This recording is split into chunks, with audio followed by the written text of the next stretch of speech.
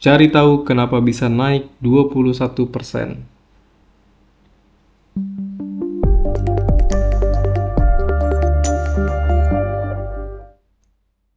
Assalamualaikum warahmatullahi wabarakatuh.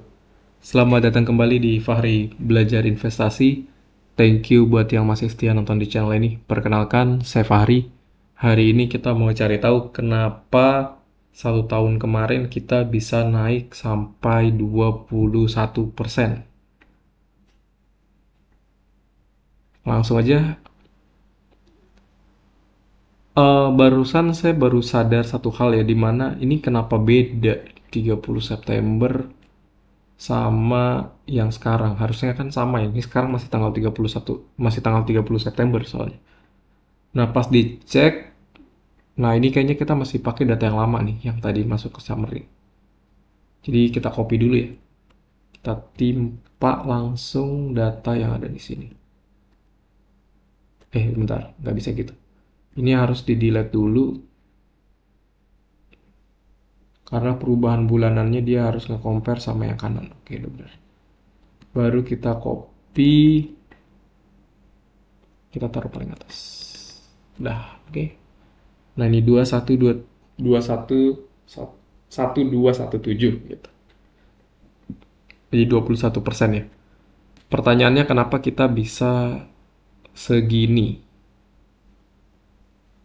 Ini kalau dilihat ya, seperjalanan kita dari Oktober sampai sekarang, nih awalnya 1000, 1045, 1066, 1033 nih. Di sini kita turun ya, artinya di sini kita untungnya masih 3% nih. Terus kita ada vakum sampai 7 bulan, Januari, Februari, Maret, April, Mei, Juni, Juli, sampai Juli ya. Ada 7 bulan vakum, terus tiba-tiba langsung dapat 20%. Dan ini kalau di compare ya, ini sama nih. Ya beda koma-komaan aja. Artinya pas kita melakukan sesuatu ini nggak ada improvement ya, cuma turun naik lagi gitu, balik ke semula. Nah, ini nih poin paling besar kenapa kita bisa dapat banyak di bulan Juli. Artinya kenaikan terbesar ada di periode kita vakum investasi. Pertanyaan berikutnya, kenapa kita vakum malah naik besar?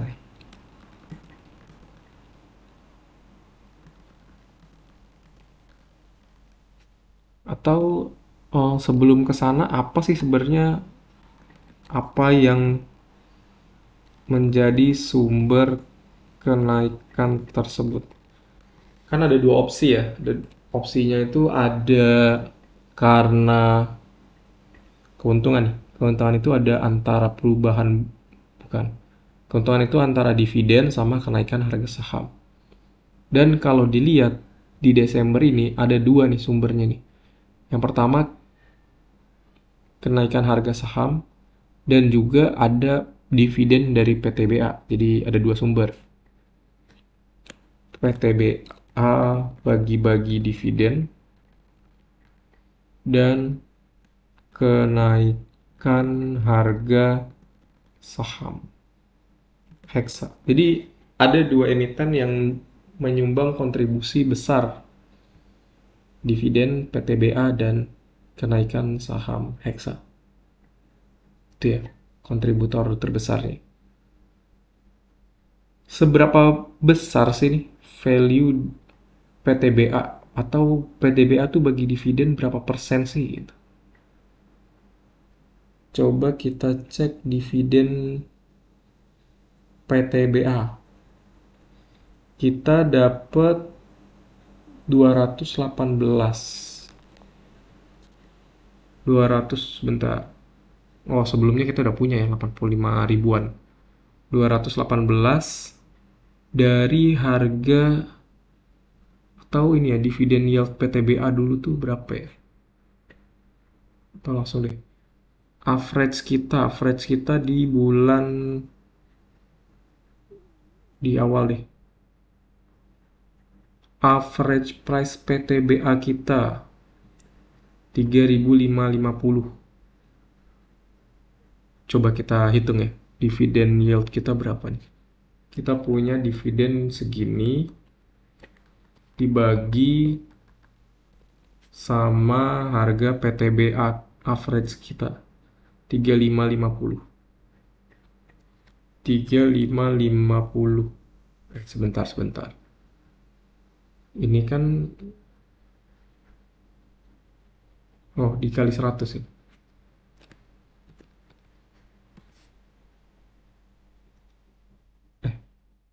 Gimana sih? Bentar. Dikali jumlah emiten ya, dikali jumlah emiten kita ada, jumlah lot PTBA kita ada 2. Kali 2. Dulu. Masih salah dong. Harga saham dikali kita punya 200 lot nih. Bener kan? Kok hasilnya, dia pembagiannya salah nih, ngaco. Harusnya begini.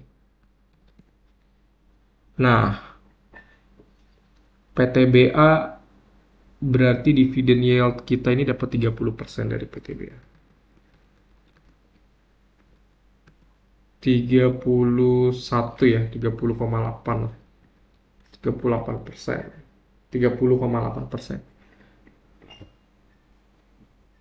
Ya, ini salah satu penyumbang kontribusi yang besar. 30,8% dari harga kita beli, dari harga average kita ya PTBA. Cuma itu kalau nggak salah kita PTBA juga ada jual rugi. Jadi walaupun hitung 30,8% kita ada jual rugi juga di PTBA.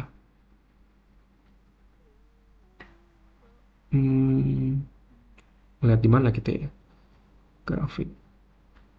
Coba net PTBA itu soalnya kita jadi cuma 84. Artinya sisanya PTBA kita jual rugi ya. 84.000. Jadi artinya di sini nih banyak minus nih. Entah di sini atau di sini ada banyak minus dari PTBA nih. Jadi dari 30% itu,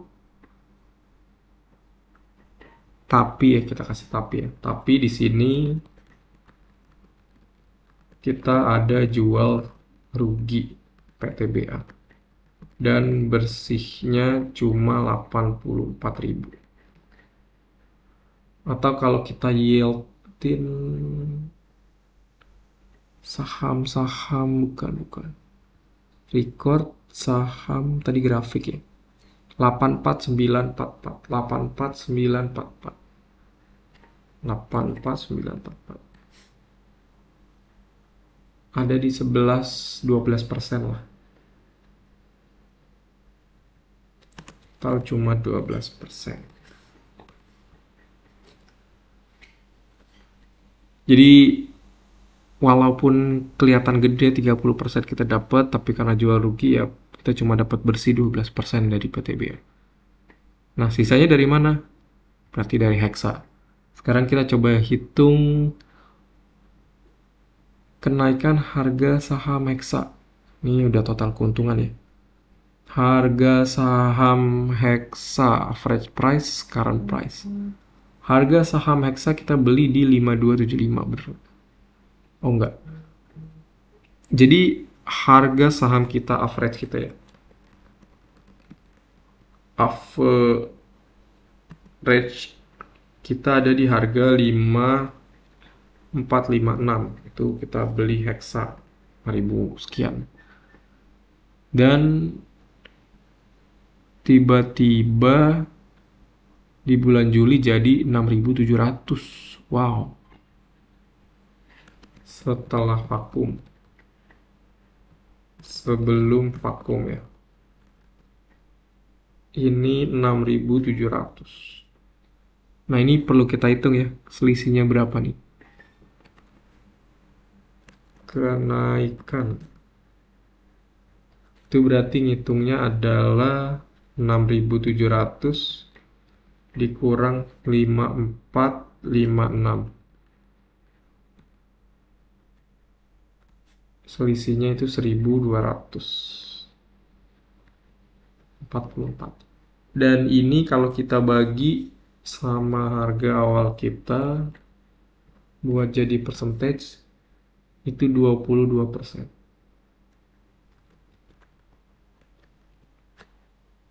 23. Dan karena ini proporsinya gede secara numbers ya. Jadi kalau dilihat di sini, nah ini total investasi kita dulu di Desember itu PTBA segini. Jadi ini persentase ya, kontribusi PTBA versus Hexa di sebelum vakum. Jadi kontribusinya itu PTBA itu segini, Hexa segini. Kita bagi aja 2110 dibagi 738. Berarti ya hampir 3:1 ya. 2,85:1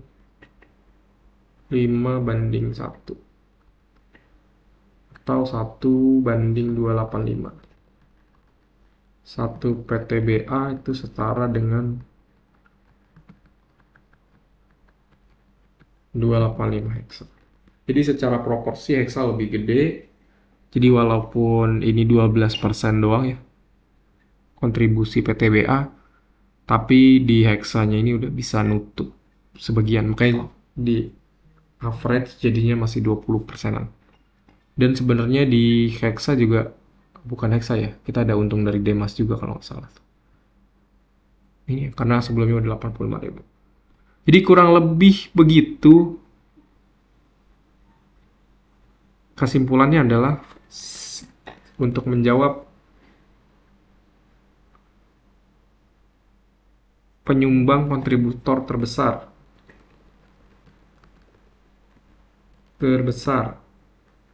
kenaikan harga Hexa. Artinya dulu kita beli Hexa di harga yang menurut masyarakat itu murah.